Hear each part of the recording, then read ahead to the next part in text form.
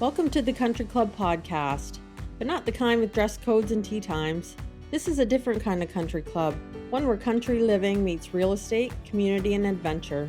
I'm your host, Diana Cassidy-Bush, and your trusted guide to navigating life beyond the city limits. Whether you're looking to plant roots in a small town, find the perfect recreational escape, or make smart investments in rural properties, this podcast is for you.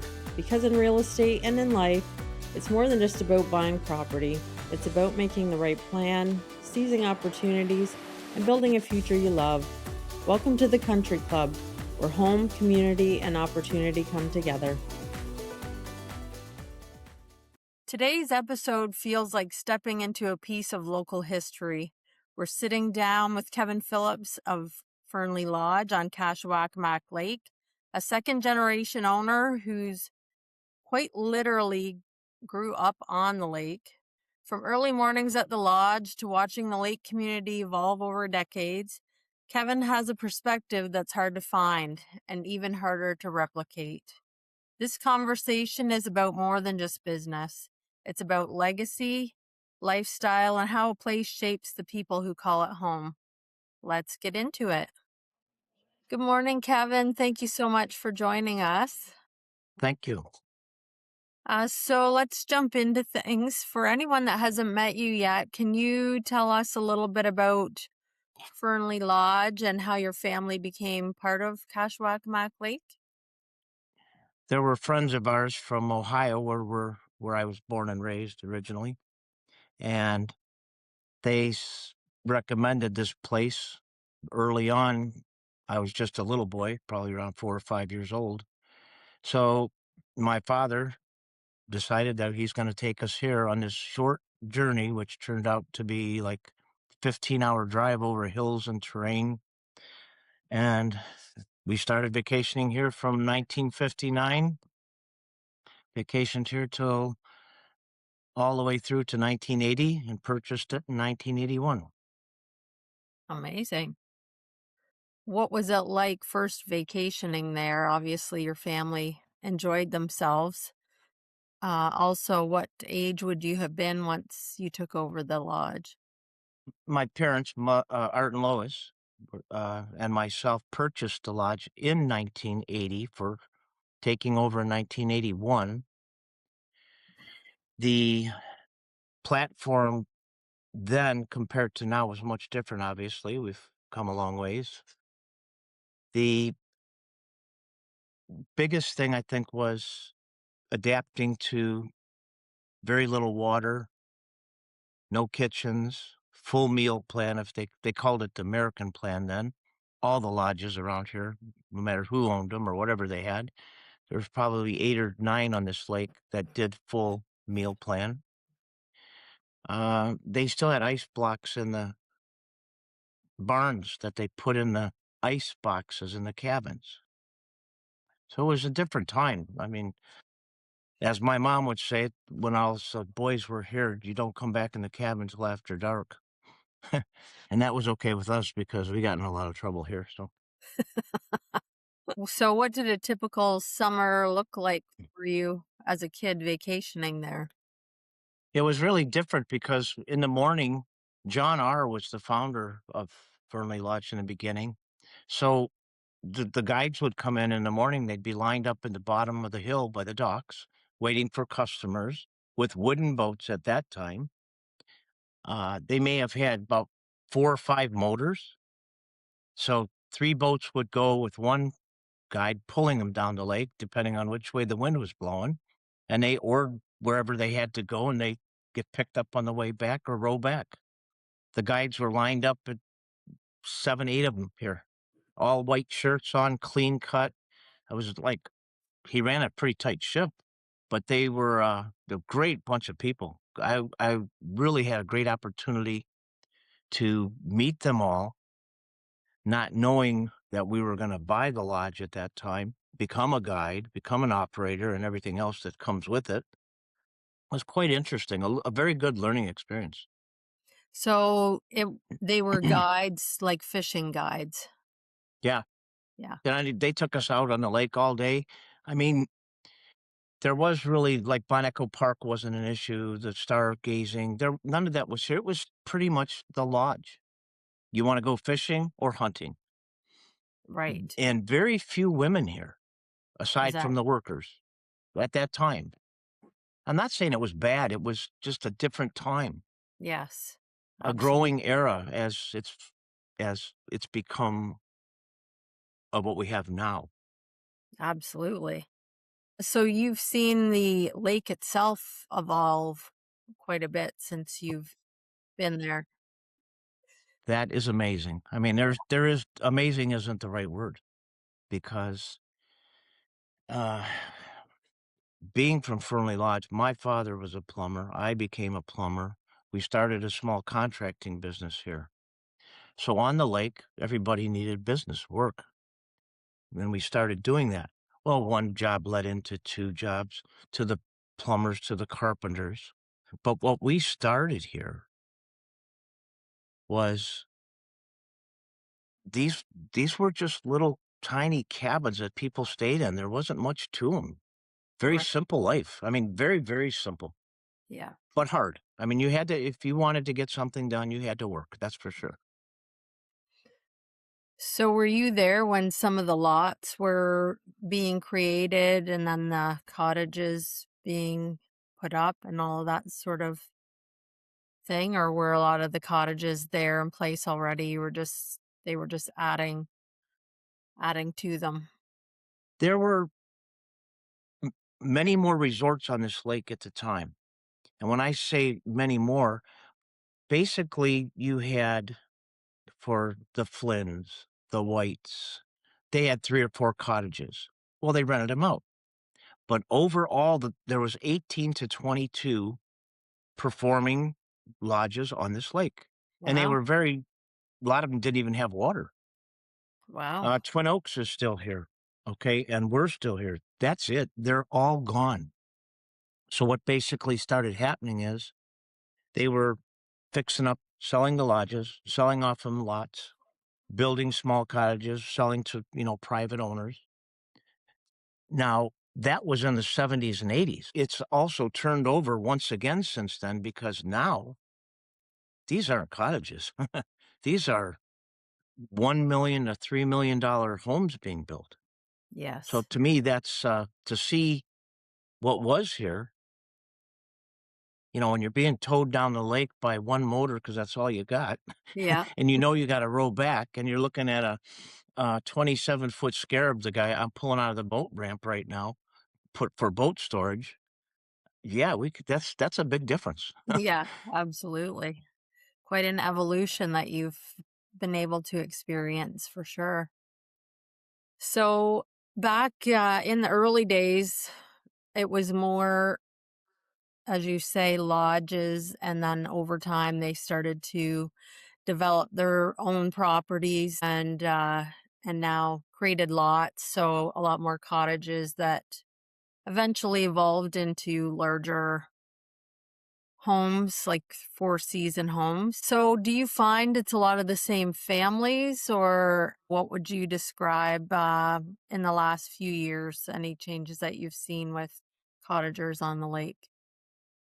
So aside from at one time almost knowing every person on this lake, so to speak, now there's probably 20% or 25% I don't know. Now we're getting to know them, but that's how it's turned over. And a couple of nice reasons that we do know them is because we have the construction company. We're the only gas on the lake per se. We have a marina that's full blast now. And the change has it's happened pretty quick. A lot of the folks, admitting, say my age or older, are selling off, can't get to the cottages. So the new folks that are coming in, they're buying the cottages, but they're also renovating them a lot, making them, much better equipped for their needs, Right. which is nice. Also, at the lodge here, I'm down to 3 buildings now that I haven't totally renovated at least twice in my career. Wow. Because the first time we renovated was to put water in the cabins, a kitchen, Right. and a toilet. Everybody laughs at that, but That was a big thing.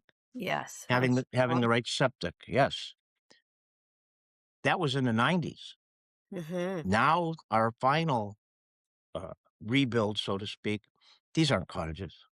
These are you've got central air, full furnaces, year-round cottages, 2 Right. bathrooms, they're fully loaded. We So found that in order to keep up with the times, this is what we had to do, and with the changes now that have happened in the last, say, 3 or 4 seasons, we yes. now run 85% in all 3 businesses Canadian clientele, and we're very proud of that. Very, very proud of that. Prior to that, what was your clientele? Prior to COVID was 80% US clientele. Wow. Don't have an answer for that one. COVID did a lot of different things to a lot of different people, Yes. and I chose to not put all my eggs in one basket. I have been very lucky being able to jump over to diversify, so to speak, you know what I mean? To Yeah. do the boat storage, okay? If that's not doing well, do the construction. The most important thing a lot of people don't understand, we don't have to have that much change here to enjoy life. Right. And we also have 20 some employees here. Right. My job is to stay healthy, stay alive, and keep the paychecks coming in. And in order to do that, I'm very blessed to be diversified to do it. That's for sure. Yeah. One of the things that you did over COVID, if I recall, was you ended up purchasing some boats, and then you had some inventory that you were selling off as part of the marina business. And then you got into more marina style activity, working on boats and winterizing them, storing them over the winter, getting them back Yes, into the lake for the local cottagers. that was a good program to be a part of. The Hmm. lake needs it. We need the lake. They need us. Again, back to the conversation. When you see that many lodges disappear in a short Yes. well, it seems like a long time, but it's a short No. time, as you know. Yeah. Every time I get a gut feeling, I make these changes because if I don't make the changes and keep up with the times, Yeah. we wouldn't be here either, or there's a Right. chance we wouldn't be here as much. So, uh, we've got a pretty strong team. My wife takes care of this kitchen and the dining room, as a lot of people in this area know. And I'm not going to brag, but you're not going to find a better country dinner anywhere. No. It's just the way it is, and it's a good place for people to come. Yeah. Well, when even you're probably seeing a little bit more rentals of private cottages on the lake, and I'm sure that as people are vacationing for a week on the lake that they try to find a night to get out with everybody, and the restaurant there at the lodge provides a really nice outing for people. Yes, You also have a store there, if I'm not mistaken. And what right. kind? We just renovated that, the inside again. It's a little rustic looking, but we like that. We do all of our own syrup now. It's all our own. This clothes that we have, it's amazing how many people come here. Their kids buying clothes, the ice cream, the candy, generation after generation. I mean, to me, It's an amazing destination on the lake. yes. Yeah, Well said. absolutely. Thank you. And it is. It's just a lot of people don't understand how important it is. Yeah. That's for sure. And how important it is to support local businesses so they continue and stay part of the lake community and make it what it is. Yeah. Yeah, it Uh is important. Absolutely. Have you found like the pace of the lake itself or the energy on the lake has changed during the summer in the last few years? I try to watch that as closely as I can because of, when we fill our gas tanks or our amount of things we're going to buy for the store or the food that we're purchasing. The restaurant never changes. People have to eat. We have cancellations because Some people just can't afford the gas. That's the way it is. So Hmm. we try to diversify and make different ways and different programs to fit people in. Yes. Keep things moving. Running the lodge isn't just a business, it's a lifestyle, an evolution. What do you love most about running the lodge and being on Kashwakamak Lake? Oh man, how much time you got? I think some of the nicest things to, on a quick matter would be growing older. We all do. There's no Abs- doubt about that. That's a proven fact. Containing the people that you know and uh, the things that you do, the people on the lake, people that work here. Every day is such a different new journey. But remembering the positive things are, I like, I got stressed out today. I'm going to go down here behind me. I'm going to walk on that and watch those sprinkly, shiny things. It's the lake, the sun on the water. yeah, It takes away everything that you ever think. This is a part of us back here. We don't want to get rid of that. It's perfect. yeah, It's nice, and you can use your phone. We have Wi-Fi. You can use the TV if you want to watch TV. But the most important thing is learning to respect where you've become, or like for age-wise, where you're getting to. You know what I'm saying? And use it wisely. yeah, I mean, that's important. absolutely. We talked a lot about the evolution over the past 25 years. What about Fernleigh Lodge do you hope never changes? Obviously, the lake. I Hmm. like the way we fixed up the cottages. We've made it. The cottages are a material thing. The lake, the shoreline, getting in the boat and going for a ride, swimming or going to the rope swing, going to the rock cliffs there, being able to go to Boneco Park Right. or the skylights. Those are all material things. It's what do you get out of being here? What does it bring into for you? We're very much interested in health and wellness now. Are we going at that evolution? What are the changes that we might have to make now because of this? Hmm. We're going to put a program together, maybe leasing out cottages or slowing down a little bit so people find what they want the most pleases them. We may have it right here. Right. I want to see change, but I want to see it in the right direction. What does Kashwakamak Lake mean to you, Kevin? Wow. I don't remember 59, but I remember in the early 60s being out there with the guides. Uh, and the opportunity that I got to meet these guys and sitting in a boat, a wooden boat, and we didn't move all day from the same spot. And then all of a sudden the fish start biting. I was like, why are we sitting here all day like this, Dad? And Bill was one of our guides. Hmm. And I'll never forget one time, one of the guides asked me, we were leaving, he says, go up and fill up my thermos. Okay, no problem. I like doing that stuff, right? 9 years old or something. Come up and fill up his thermos, and the lady fills it with coffee, but only about 5 ounces of coffee went in the thermos. We're out there fishing, and he's drinking his coffee more and more, and I'm like, and I looked at him, and I'm like, "He looks a little slurry." But the old days, it was the moment that you're out there and you think, "These guys, they got everything planned." Yeah. Fishing, whatever they did, but it was so much fun just learning what the lifestyle was, because when we left, we went back home to Ohio, and that was it. But we couldn't wait to get back up here.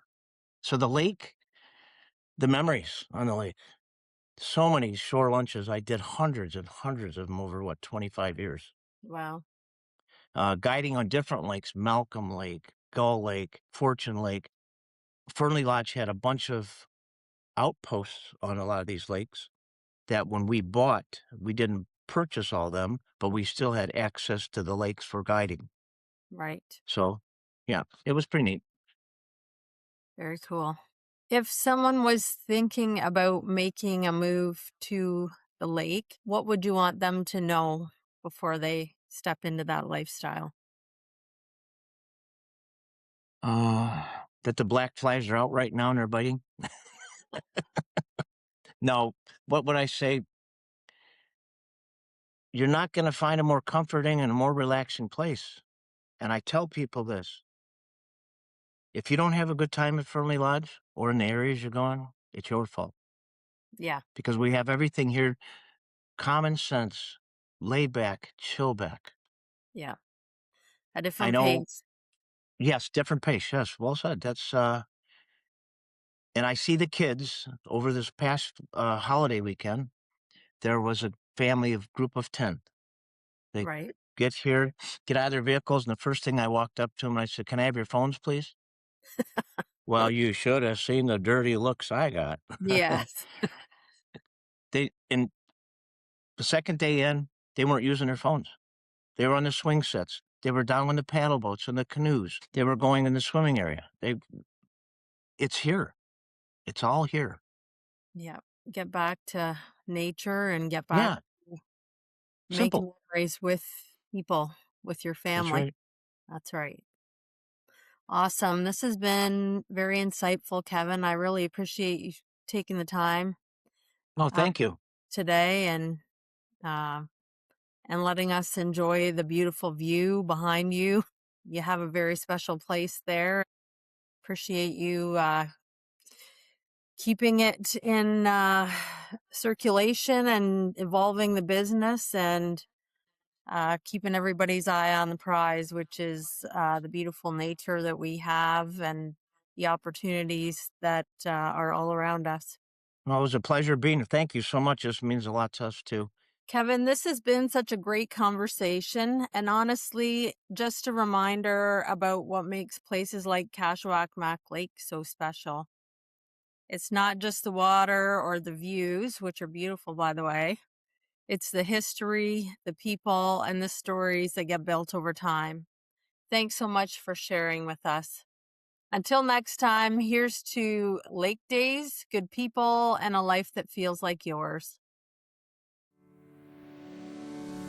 Thanks for joining me at the Country Club today. I hope our conversation has helped guide your journey.